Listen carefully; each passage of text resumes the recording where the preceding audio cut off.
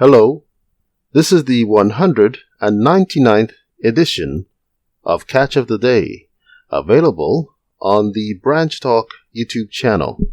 Today we're going to continue reading from a book written by Doug Mitchell entitled The Four Carpenters, the Ensign, The Time of Jacob's Trouble, and the First Deliverance. Starting near the top of page 38, we read, "This brings us to another factor, the voice of the Lord." Isaiah 30, verse 30 and 31.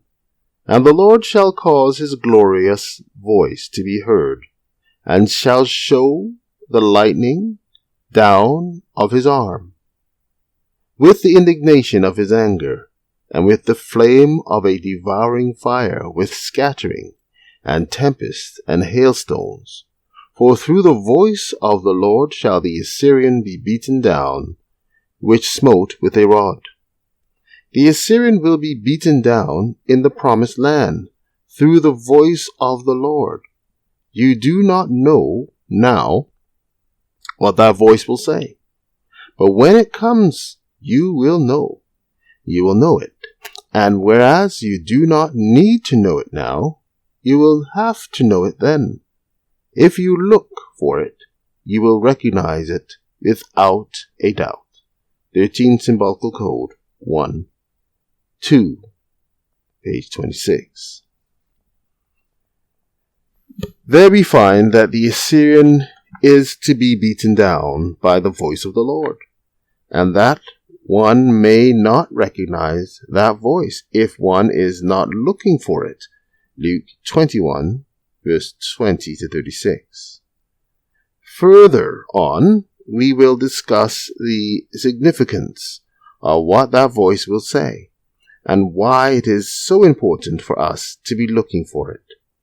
The idea that we will suffer loss if we are not looking for what the Lord's voice will say, and that the truth will become deeper and deeper until finally the wicked will not be able to comprehend it, are intrinsically related.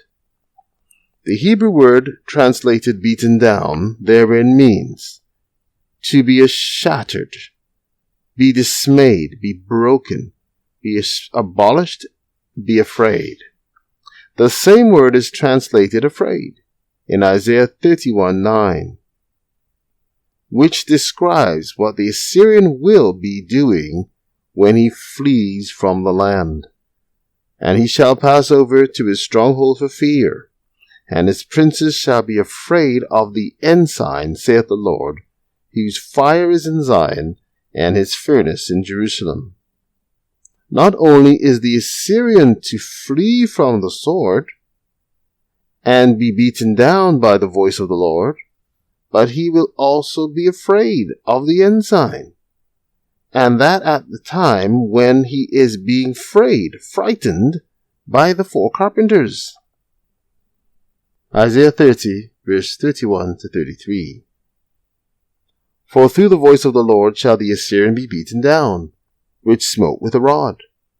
And in every place where the grounded staff shall pass, which the Lord shall lay upon him, it shall be with tabrets and harps, and in battles of shaking will he fight with it.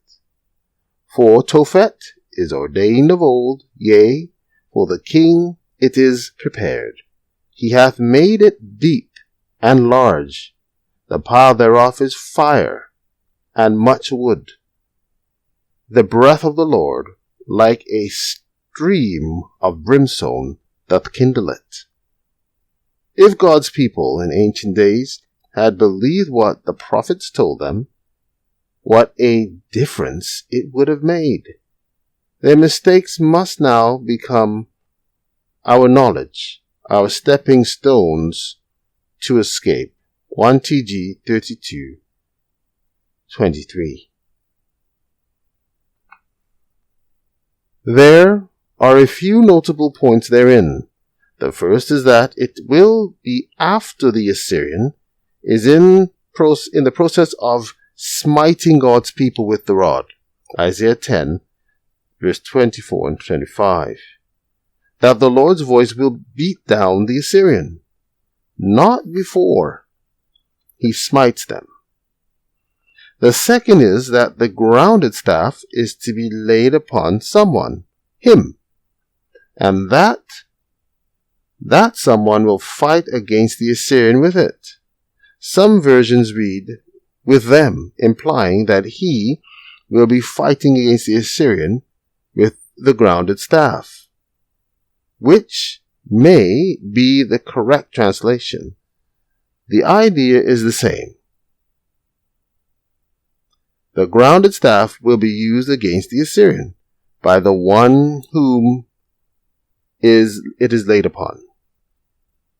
It is interesting that Brother Hartiff's comment on what those verses say about the Lord's voice and the grounded staff has to do with believing God's prophets. Take care.